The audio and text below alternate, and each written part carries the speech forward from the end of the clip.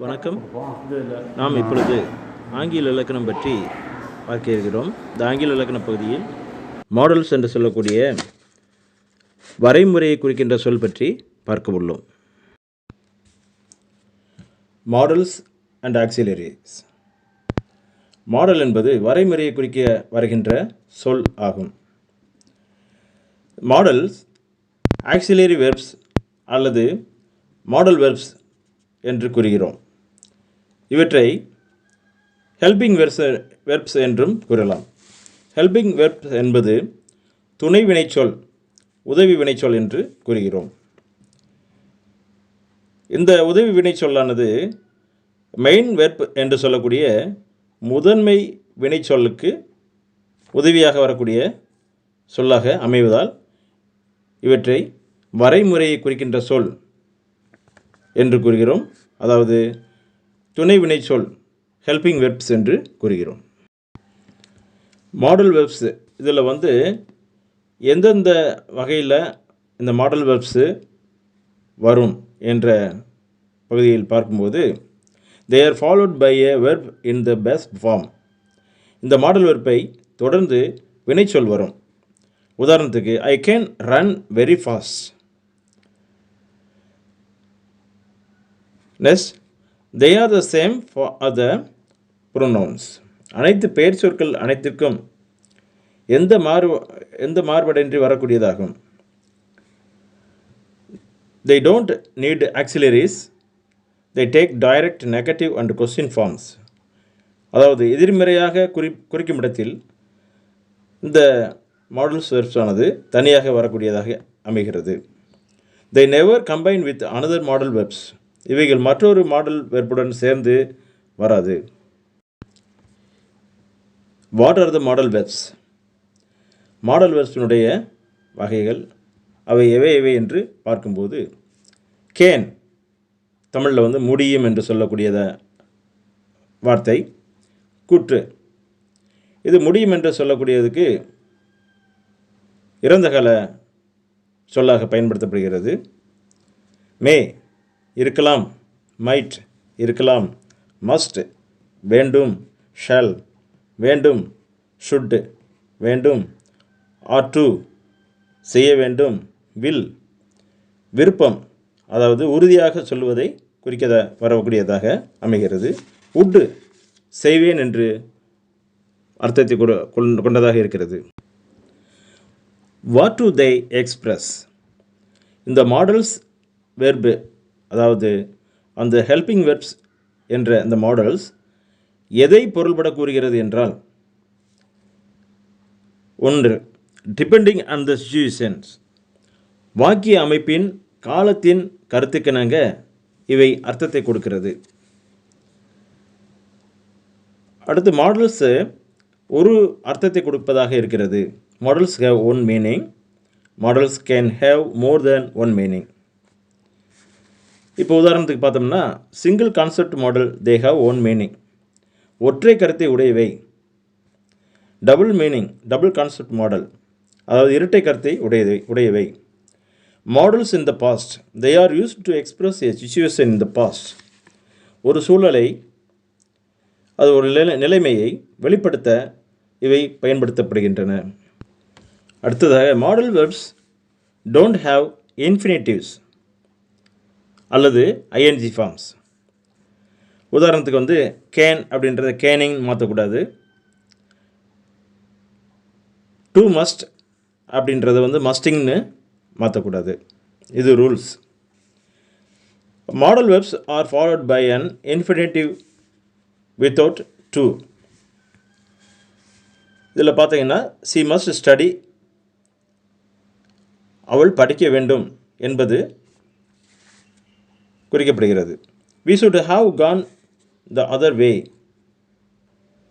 இது ரெக்கமெண்டேஷன் சொல்கிறோம். இந்த இதில் should என்பது நான் வேறு வழியாக சென்று இருக்க வேண்டும் என்று சொல்லக்கூடியதாக அமைகிறது. he could play football in his youth.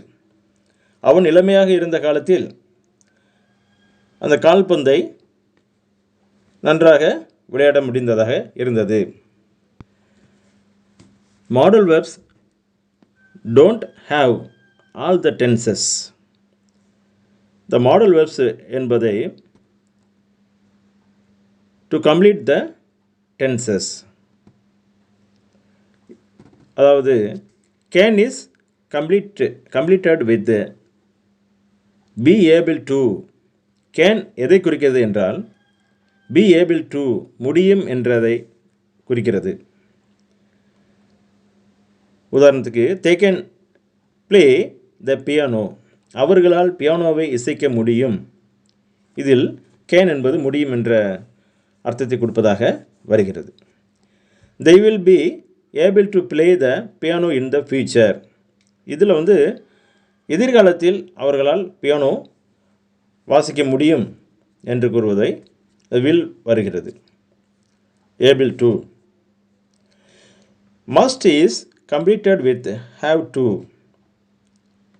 must என்பது have to என்பது ஒரே அர்த்தத்தை தருவதாக இருப்பதால் இந்த உதாரணத்தில் பார்த்தோம்னா you must come early.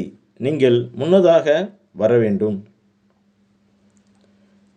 you have to come early yesterday. நீங்கள் நேற்று முன்னதாகவே வந்திருக்க வேண்டும் என்று குறிப்பதால் வேண்டும் என்ற அந்த பதத்தை குறிக்க வருவதால் இது மாடல் வெர்ப்ஸ் என்று கூறுகிறோம்.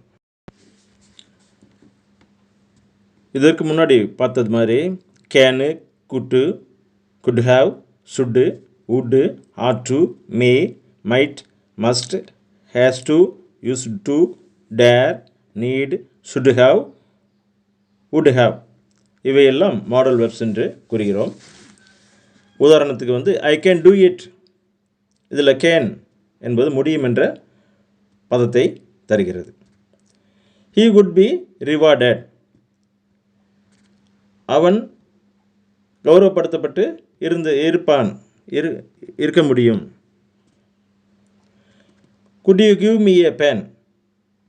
உனது பேனாவை தர முடியுமா? it may come. it might rain tomorrow. he goes to pay. இந்த மாடல் வெர்ப்ஸை 3 கேட்டகரியாக பிரிக்கிறோம்.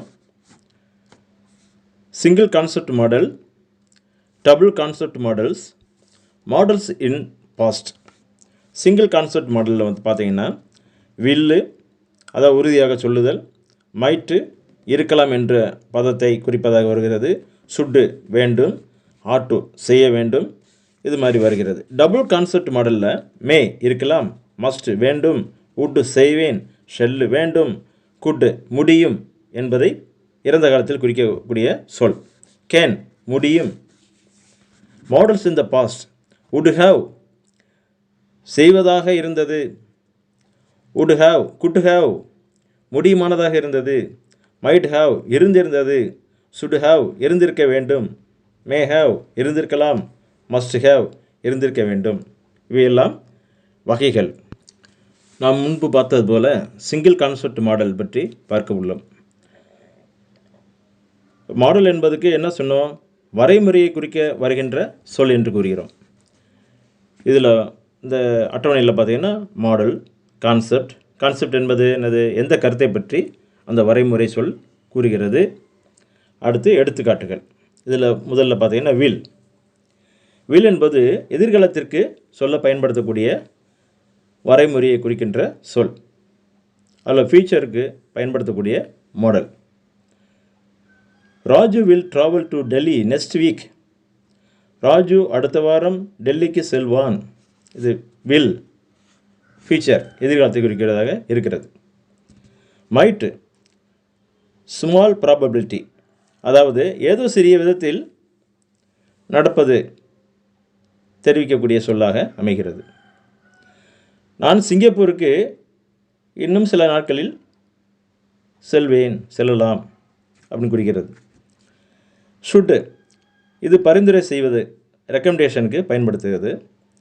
You should go to the doctor, இந்த வார்த்தையில் நீ மருத்துவரிடம் செல்ல வேண்டும், இது ரெக்கமெண்டேஷன் பண்ணுறோம். ஆர் டு ஃபார்மல் ரெக்கமெண்டேஷன், முறையாக பரிந்துரை செய்ய பயன்படுத்துவது. We are to know about first aids, நாம் முதலுதவி பற்றி தெரிந்திருக்க வேண்டும். இந்த அட்டவணையில் டபுள் கான்செப்ட் மாடல் பற்றி பார்க்கிறோம். ஷெல்லுக்கு 2 அர்த்தங்கள் தருவதாக இருக்கிறது. ஷெல் வேண்டும். படித்த வெளிப்படையான சலுகை பற்றி கூறும்போது ஷெல் பயன்படுகிறது. Excuse me, I shall go now, நான் செல்லலாமா என்று கேட்பது. ஷல் ஐ க்ளீன் இட், நான் இதை சுத்தம் செய்யலாமா என்று கேட்பதை பற்றி முதலாக வரக்கூடிய இந்த ஷெல் அர்த்தத்தை கொடுப்பதாக இருக்கிறது. அடுத்து இரண்டாவது கான்ட்ராக்சுவல் ஆப்ளிகேஷன், ஒப்பந்தத்தில் தெரிவிக்கும் கடமை. உதாரணம், the company shall pay on January 1, இந்த நிறுவனம் ஜனவரி 1 கொடுக்க வேண்டும். என்ன கொடுக்க வேண்டும்? சம்பளம் கொடுக்கும், ஏதாவது நன்மைகளை தரக்கூடியதாக செய்யும் என்பதை குறிக்கிறது. இது ஒப்பந்தத்தில் தெரிவிக்கக்கூடிய கடமை. கூட்டு, உண்மையற்ற திறனை வெளிப்படுத்துவது, unreal ability. I could go if I had time, எனக்கு நேரம் இருந்தால் நான் சென்றிருக்க முடியும். கூட்டு, பாஸ்ட் எபிலிட்டி, கடந்த காலத்தில் இருந்த திறன் பற்றி வெளிப்படுத்துவது. She could play the piano, இப்பொழுது அவள் வாசிக்க முடியாது, முன்பு அவள் பியானோ வாசிப்பாள் என்று கூறக்கூடிய இந்த கடந்த காலத்தில் இருந்த திறன் பற்றி வெளிப்படுத்துவதாக வருகிறது. கேன், ப்ரெசன்ட் எபிலிட்டி, தற்போதைய நிகழ்வு, அது தற்காலத்தில் நடக்கின்ற திறன் பற்றி வெளிப்படுத்த கேன் வருகிறது. வி கேன் ஸ்பீக் இங்கிலீஷ், நாம் ஆங்கிலத்தில் பேச முடியும். அடுத்து கேன் பெர்மிஷனை குறிக்க அமைகிறது, அனுமதி கேட்க. Can I have a candy, நான் இனிப்பு பெற முடியுமா. டபுள் கான்செப்ட் மாடல், இந்த அட்டவணையில் மாடல் கான்செப்ட் எக்ஸாம்பிள்ஸ் போட்டிருக்காங்க. மே, இது பெர்மிஷன் குறிக்குது. முதல் கட்டத்தில் பார்க்கும்போது மே என்பது எதை குறித்தது? வரலாம், நான் உள்ளே வரலாமா அவனுக்கு ஒரு பெர்மிஷனை குறிப்பதாக இருக்கிறது. அதே இது மே குட் ப்ராபபிலிட்டி, நல்ல முறையில் நடக்கவிருக்கும் செயலை குறிப்பதாக வரக்கூடிய சொல்லாக அமைகிறது. இதுக்கு எடுத்துக்காட்டாக we may visit Nepal this summer, நாம் இந்த கோடை காலத்தில் நேபாளுக்கு செல்லலாம் என்பது நல்ல முறையில் நடக்கக்கூடிய செயலை குறிக்க வருவதாக அமைகிறது. மஸ்ட், பொறுப்புகளை உணர்த்த, அது responsibility. Every one must be taxes, ஒவ்வொருவரும் வரியை கட்ட வேண்டும். அடுத்து மஸ்ட் இன்னொரு அர்த்தம் என்னன்னு பார்த்தீங்கன்னா அசம்ஷன், அனுமானத்தை கூறுவதற்கு நாம் பயன்படுத்துகிறோம். She did not arrive, she must be sick, அவள் உடல்நிலை சரியில்லாததால் அவள் வரவில்லை. உட், முன்னொரு காலத்தில் நடைமுறையில் இருந்த செயலை குறிக்க இந்த மாடல் வருகிறது. உதாரணத்துக்கு when I was young I would play கில்லி, நான் இளமையாக இருந்த காலத்தில் கில்லி விளையாடினேன்.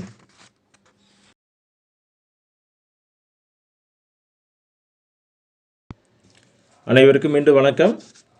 அடுத்த ஆங்கில இலக்கண பகுதியில் சந்திப்போம்.